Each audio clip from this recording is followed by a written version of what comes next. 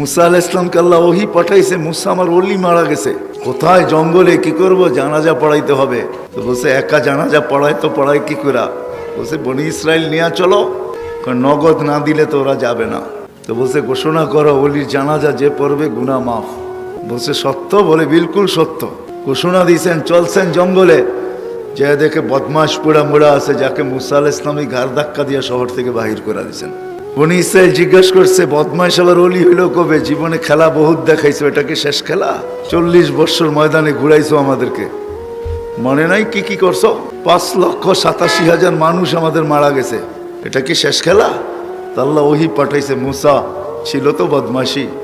ফালাম্মা কারুবাল মাউত, যখন মউত সন্নিকটে আসছে, রায়ামিনা ওয়া শিমালা, দাইনে দেখছে, বামে দেখছে, আমামা ওয়া ওয়ারাআ, সামনে দেখছে, পিছে দেখছে, করিবাম ওয়া A few moments later. বাঈদা, কাছে দেখছে, দূরে দেখছে, ফালাম ইয়াজিদ আহাদ, কাউকে পায় নাই।